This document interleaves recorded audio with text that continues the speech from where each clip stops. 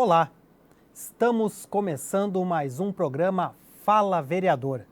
Em respeito às medidas de segurança para enfrentamento da Covid-19, nossa entrevista é remota. Este é o tradicional espaço para que os parlamentares itajaienses possam debater suas pautas legislativas e os principais assuntos da cidade. E para o programa de hoje, nós recebemos de forma remota a vereadora do PSC, Cristiane Stuart. Olá, tudo bem, vereadora? Um prazer recebê-la aqui no programa. Olá, o prazer é todo meu, uma honra.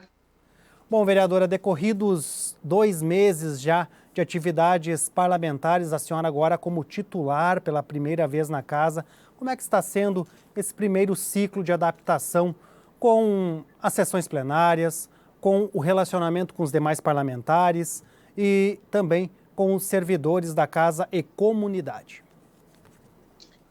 Então, assim, não é tão novidade, né? Porque eu já passei aqui como suplente, né, por essa casa e mudou alguns vereadores, mas a grande maioria eu já conhecia, já tive a oportunidade de trabalhar junto, né? Como é o caso do Mamão, do Osmar, entre outros aqui. E então eu já tinha uma certa amizade, né? E conheço os princípios e o trabalho deles também. E são pessoas que eu admiro e amigos que eu gosto muito também.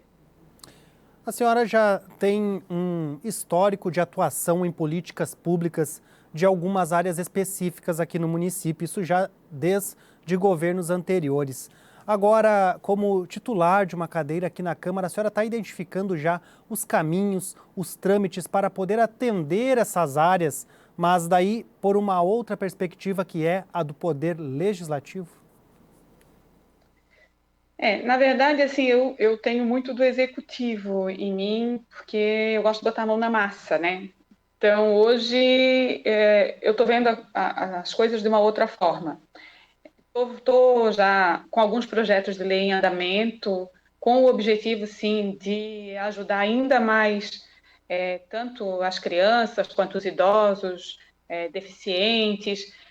Mas hoje, como vereadora, eu não sou vereadora de uma causa só, né? É lógico que tem essas que estão no coração e eu não tenho como evitar, né? Negar isso. Isso é uma coisa que eu vou, assim, lutar. Mas os pedidos são muitos, as necessidades são muitas e eu estou aqui para servir. Vereadora, a senhora tem andado já por algumas regiões da cidade, algumas áreas públicas e conversado com a comunidade. Quais os anseios, quais as expectativas dos cidadãos para este ano de 2021, uma vez que a gente está nessa transição para um período de recuperação pós-pandemia?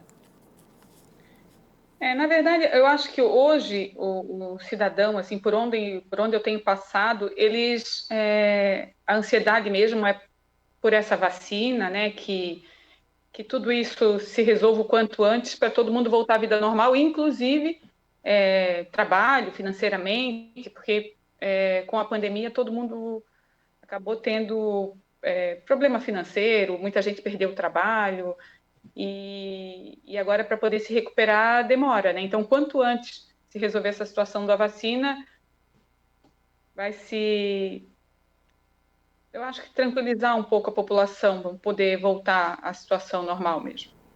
Nos últimos anos, em sua atuação no Poder Executivo, vereadora, percebemos sua proximidade e até a coordenação sua, a direção sua em políticas públicas de áreas como o atendimento aos idosos, as políticas públicas para crianças e adolescentes, também para a pessoa com deficiência. Hoje, as suas bandeiras aqui na casa são essas ou elas, como a senhora falou, elas ampliaram, mas tem alguma outra bandeira que chamou um pouco a atenção da senhora que a senhora vai começar a defendê-la, a buscar se informar e propor propostas aqui na Câmara? Então, como eu falei, assim, essas estão no coração, né? O idoso, a criança, a questão da deficiência, tanto que o primeiro projeto que eu fiz foi em favor deles. E é um compromisso que eu tenho e vou honrar ele até o fim. Mas, como eu falei, vereador não é vereador de uma bandeira ou de duas, né? Ele é vereador do povo. Eu estou aqui para atender a população. Eu vejo que hoje o que chama muita atenção e que me pedem muito é na questão da saúde, né? Me pediram para fazer alguma coisa na questão da fibromialgia. é, São várias situações que aparecem assim, fora essas que já são bandeiras minhas, que eu já estou mexendo, fazendo alguns projetos para poder atender essa população também. Mas hoje eu acho que a questão da saúde é o que mais bate aqui. Por falar em saúde, vereadora, no mês de fevereiro nós tivemos, janeiro e fevereiro em específico, o Hospital e Maternidade Marieta Conder Bornhausen, sendo tema de diversas pautas na imprensa local e também questionamentos da comunidade nas redes sociais por alguns acontecimentos que ocorreram no hospital. Esse tema veio para a Câmara de Vereadores, foi debatido, a senhora também apresentou o seu posicionamento. Queria que a senhora falasse um pouquinho a respeito disso, essa instituição tão importante para a cidade, mas que vem sendo questionada nos últimos meses. Então, assim, ó, o Hospital Marieta é um hospital regional, né? E às vezes as pessoas acham que por ele estar localizado em Itajaí, a obrigação é da prefeitura. Ele não é um hospital municipal, ele é um hospital regional. Ele é mantido pelo Estado. E muito mal mantido, por sinal, né? Porque precisa, sim, de recurso do município. Ele atende toda a região da Anfre, mais um pouco ainda, e não vem ajuda de nenhum outro município. Mas por que a questão da defesa, né? Eu acho que não é nem questão de defender. A questão é que, assim, ó, para poder ter um bom atendimento, para te poder ter qualidade no atendimento, para te poder ter bons médicos, para te poder ter bons enfermeiros, para ter bastante profissional, precisa de dinheiro. Nada se faz sem dinheiro. Se for viver só com o que o Estado manda, com o dinheiro do Estado, o atendimento da nossa população seria péssimo. Então, precisa sim ainda de ajuda do município, precisa que os governantes, os deputados, tenham um olhar um pouquinho melhor aqui para Itajaí, porque afinal de contas é uma cidade muito importante no cenário estadual e até nacional. E eu não vejo esse interesse, até porque Itajaí, na verdade, não tem ninguém no cenário político ali, estadual, que tenha interesse político aqui, vamos dizer assim. Porque Itajaí não elege um deputado. E quando os deputados vão dirigir dinheiro para algum lugar, eles acabam mandando para a região deles. Então, o Oeste acaba recebendo muita verba e o Marieta acaba ficando de lado. Só que ontem até a discussão foi na questão da maternidade, Itajaí faz quase 5.000 partos por ano. Isso dá em torno aí de 400 partos por mês. Alguém tem noção do que é isso? Isso tem como ter qualidade se não tiver dinheiro? Tem como algum médico trabalhar com qualidade numa sobrecarga de horário? Tem como algum enfermeiro trabalhar com qualidade? E às vezes eu falo assim, eu tenho muito isso como um princípio para a minha vida, né? Fazer para o outro o que eu gostaria que fizesse para mim. Hoje, eu não tenho necessidade do hospital, eu tenho plano de saúde. Mas se eu tivesse, se o meu pai e a minha mãe precisarem, se meus filhos precisarem, eu não quero um bom atendimento?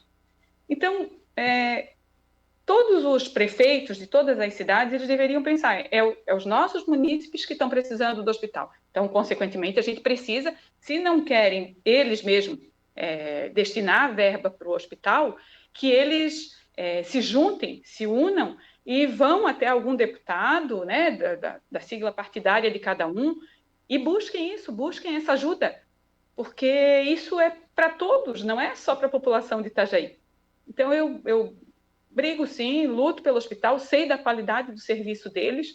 Se teve algum erro pontual, acho que tem que ser fiscalizado, sim, mas eu penso que o hospital tem muito mais qualidades para ser falada do que críticas para se fazer. Um hospital regional, né, vereadora? Bom, vereadora, mudando de assunto, eu queria que a senhora falasse um pouquinho da representatividade feminina na Câmara em 2021, também na política aqui no município de Itajaí, porque a Câmara sofreu uma redução de 21 parlamentares para 17, mas o número de cadeiras ocupadas por mulheres continua em 3. Aumentou um pouco a proporcionalidade, mas ainda é pequeno. Como é que a senhora avalia esse cenário e a luta das políticas públicas para as mulheres, a busca de espaço e protagonismo no cenário político? Então, eu sou uma feminista, vamos dizer assim, eu sou uma feminista, mas uma feminista que entende que a gente consegue espaço lutando, mostrando que é capaz, não é impondo nada para ninguém, né? Então, para eu me eleger, eu precisei mostrar quem eu sou, dar a cara para bater e mostrar que eu teria capacidade de estar aqui, né? Nada cai do céu. Hoje ainda, a gente ainda vive numa sociedade muito machista, onde se entende que é homem que dá conta, que aquilo ali é lugar para homem, né? E cultura é difícil de a gente mudar, né? Isso é uma coisa cultural, é uma coisa de muito tempo, então é uma situação que tem que ser trabalhada, sim. Eu penso que, eu sempre digo que a mulher é um pouquinho mais coração e o homem mais razão, e a gente tinha que ter um equilíbrio, né? Porque não dá para fazer tudo na razão e não pensar qual a consequência disso lá no ser humano. Né? Se a gente tivesse um equilíbrio, tivesse um pouco mais de mulher aqui, não desmerecendo o homem, porque eu acho que eles têm muita capacidade, mas assim, se tivesse um pouco mais de mulheres na política, não só na Câmara de Vereadores de Itajaí, mas no cenário geral, né? Seria diferente. Eu acho que a situação ia ficar mais humanizada. Nós vamos fazer um rápido intervalo. Voltamos com o segundo bloco do Fala Vereador para continuarmos a entrevista com a vereadora Cristiane Stuart. Até já.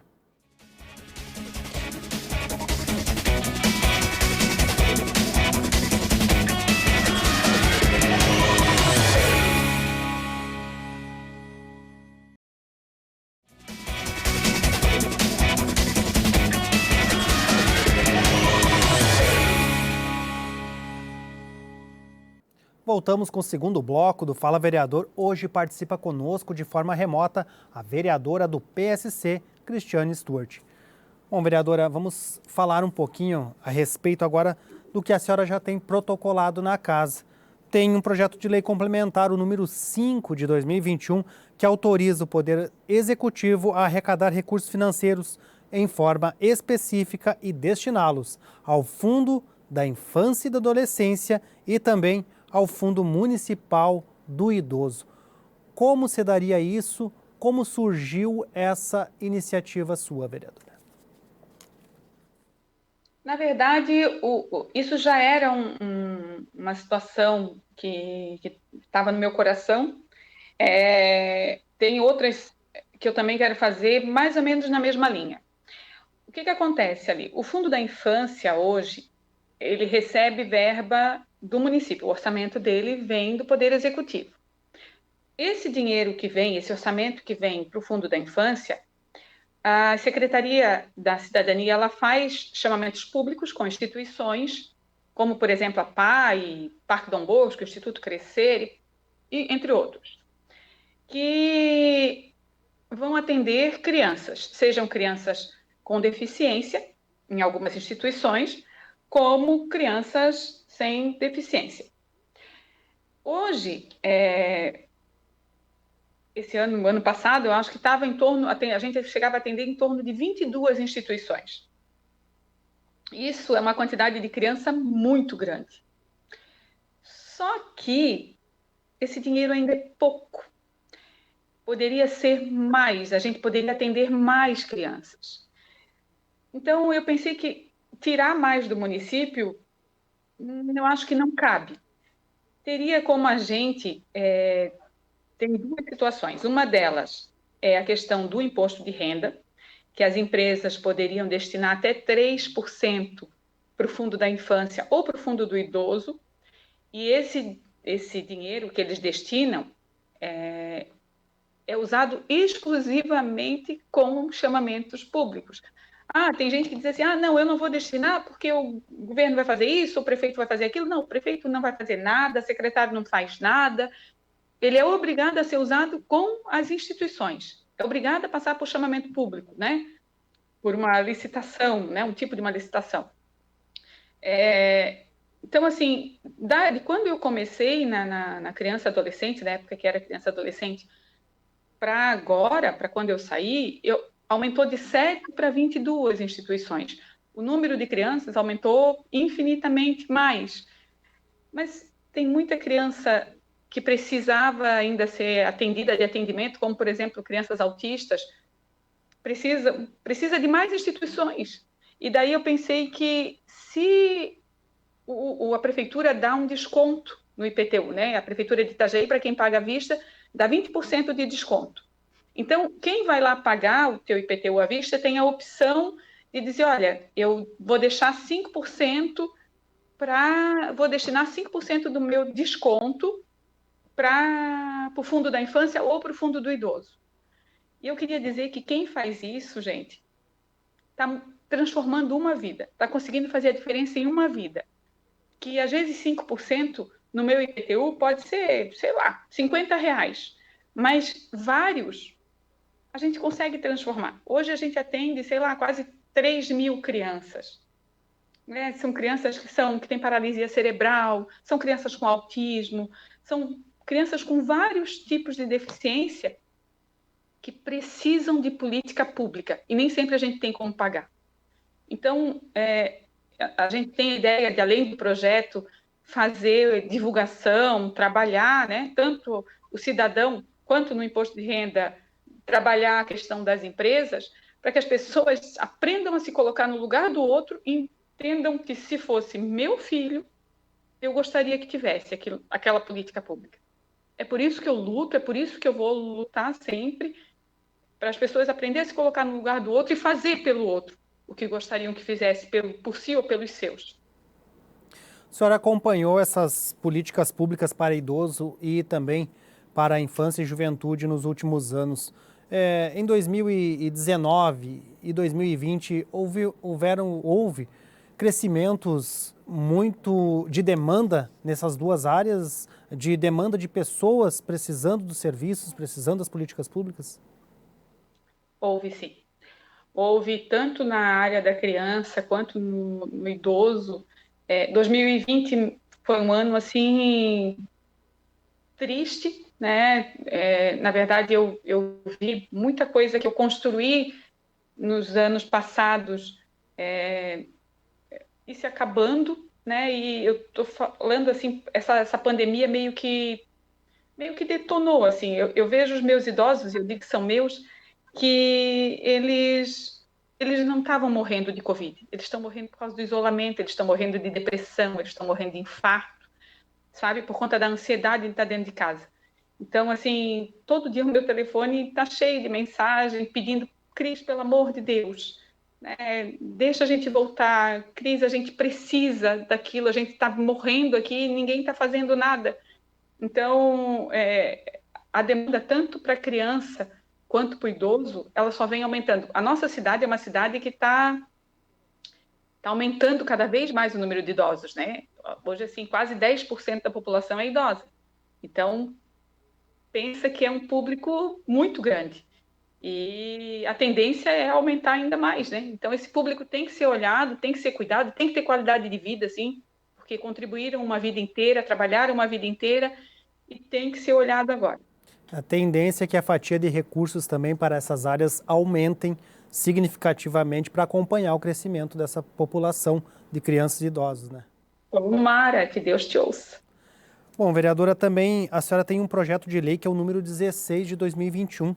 Ele fala da concessão de auxílio moradia às mulheres vítimas de violência doméstica aqui no município.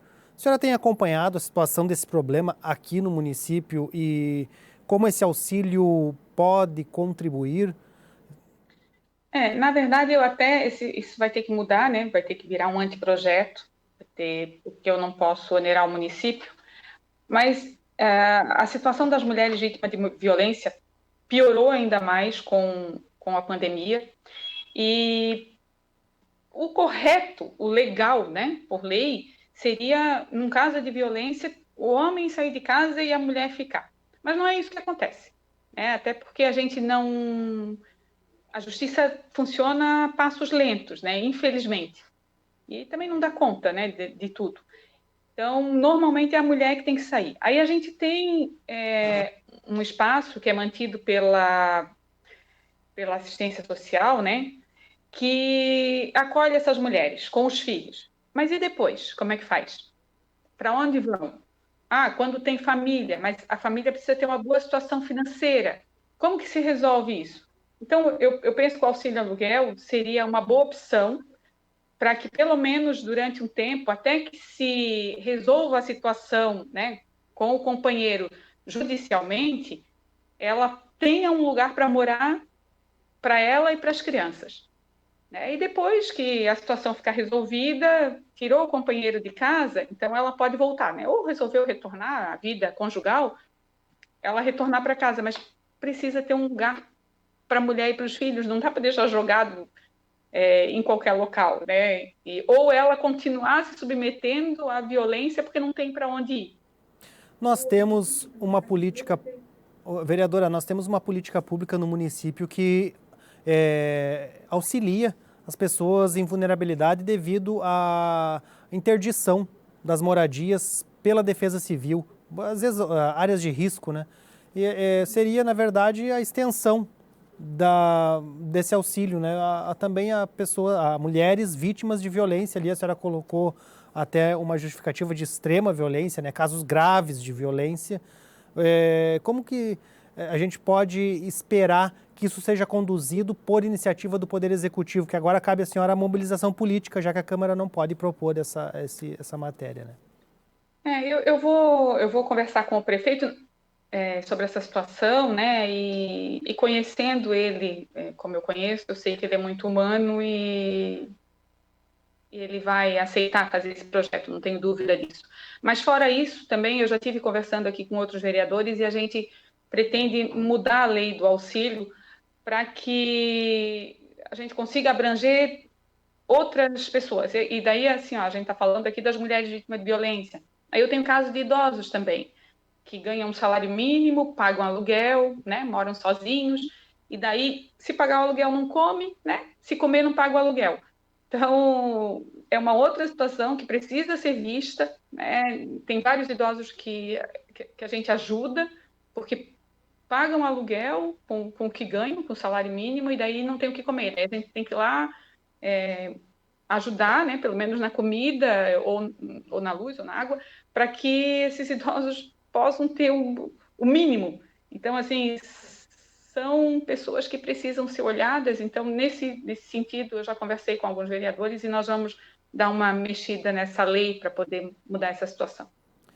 Vereadora, eu quero perguntar para a senhora a respeito da vacinação aqui no município. A senhora tem acompanhado os grupos de risco, principalmente os idosos aqui no município que estão sendo vacinados? Como é que está o andamento e a expectativa desse grupo também?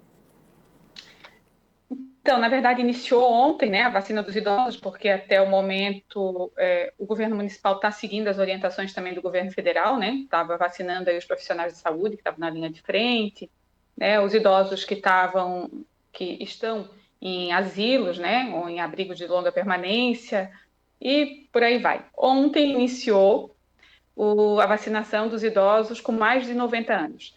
Nós temos hoje no município 353 idosos com mais de 90 anos.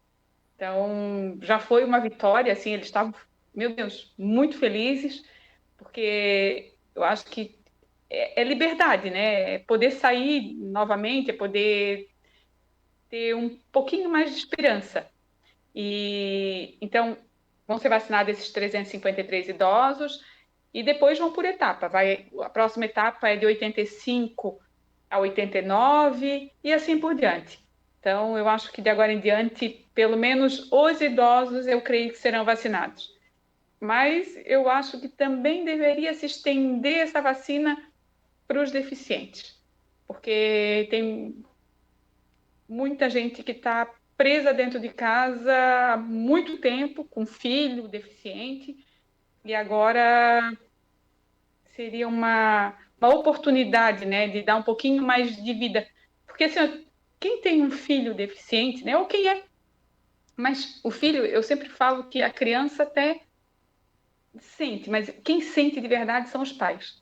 Então se coloca no lugar daqueles pais que precisam, que sabem que aquele filho, a imunidade dele é baixa, que ele não pode pegar de jeito nenhum, e poder dar um pouquinho assim de tranquilidade para um pai, para uma mãe, e saber que eles podem ir trabalhar e que eles podem voltar para casa e que nada mais grave vai acontecer com essa criança, isso é muito importante. Então, eu penso que se o município pudesse estender essa vacina, além dos idosos, para os deficientes, a gente já teria uma vitória muito grande. Vereadora, muito obrigado por aceitar o convite de participar aqui do Fala Vereador. Desejamos um excelente trabalho para a senhora nesse ano de 2021. Eu que agradeço, estou à disposição, sempre que vocês precisarem, eu estou aqui para isso mesmo, estou aqui para servir. Obrigado também a você que nos acompanhou. O Fala Vereador pode ser assistido pelo canal 14 da NET ou também pelo canal da Câmara de Vereadores de Itajaí no YouTube. Até a próxima!